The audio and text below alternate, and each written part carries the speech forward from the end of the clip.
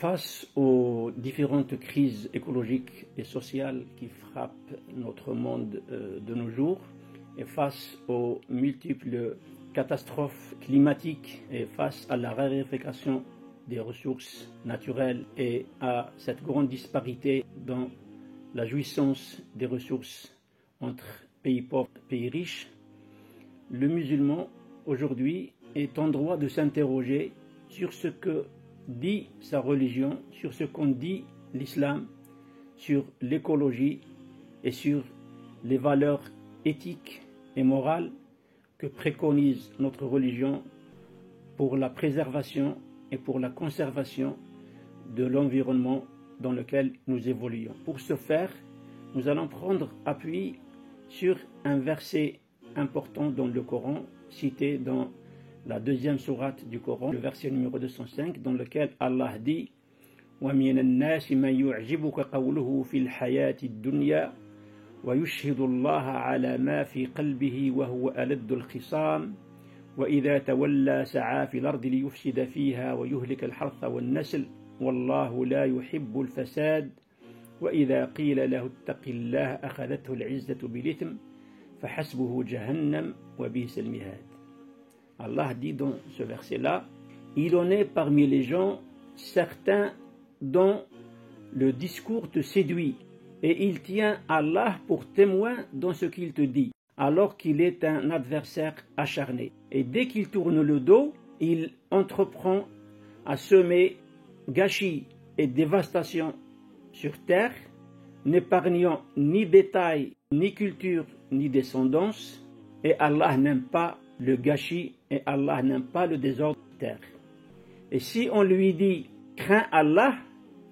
il sera pris un orgueil coupable et ça lui suffira Jahannam comme lieu de séjour. Donc dans ce verset, Allah Azza wa Jal commence par nous préciser que dans ce bas monde-là, il y a certains gens qui vont se plaire à manifester un discours qui séduit les gens et ils tiennent Allah pour témoin alors qu'ils sont en train, alors qu'ils savent très bien, ils cachent ce qu'ils ne disent pas, alors qu'ils sont des adversaires acharnés. Et ces gens-là, parmi leurs caractéristiques et parmi leurs qualités, c'est quand ils tournent le dos, ils vont chercher à semer désordre et corruption sur terre et n'épargnent ni culture ni descendance. Ce verset, initialement, il a été révélé à l'occasion d'un compagnon qui est venu annoncer sa conversion à l'islam et annoncer ses bonnes intentions pour œuvrer dans le bon chemin en islam. Mais cet individu-là, qui était en fait un hypocrite, dès qu'il tourna le dos au prophète, il passait par des plantations d'autres musulmans qu'il a ravagées, qu'il a dévastées en tuant leurs bêtes et en semant gâchis et désordre dans leur culture. Et Allah dit, et Allah n'aime pas le gâchis et Allah n'aime pas le désordre. Donc dans ce verset, Allah, il nous précise que l'une des caractéristiques spécifiques des hypocrites, c'est justement d'afficher une apparence qui est totalement contraire à leur fond intérieur. Et c'est ce qui s'est illustré dans l'attitude de ce compagnon hypocrite qui a manifesté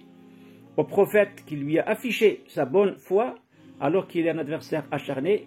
et dès qu'il tourna le dos, dans le verset en arabe, le sens idha tawalla a deux possibilités. Idha tawalla signifie qu'il a tourné le dos, il peut signifier aussi qu'il a pris une responsabilité, qu'il a été investi d'un pouvoir. Et justement, donc aujourd'hui, dans ce bas monde, on voit que les gens qui ont justement cette habitude ou qui ont ce type de comportement, ce sont les gens qui viennent justement dévider des paroles très douces, très rassurantes, mais qui au fond ne tiennent jamais compte de leurs promesses, ne tiennent jamais compte de leurs engagements. Et ça, c'est ce qui identifie de nos jours nos politiques qui, dans leur campagne, essayent de nous bercer de promesses et d'illusions Mais dès qu'ils ont le pouvoir, ils méconnaissent toutes leurs promesses, tous leurs engagements, et ils sèment désordre et gâchis sur terre. Donc, justement, face à ces gens-là, il faut s'interroger sur ce qu'en dit l'islam sur la protection de l'environnement. Parce que la caractéristique capitale qui a été saisie, qui a été illustrée dans ce verset coranique, c'est cette volonté de gâchis, de désordre et de corruption sur terre, sous quelque forme qu'elle soit.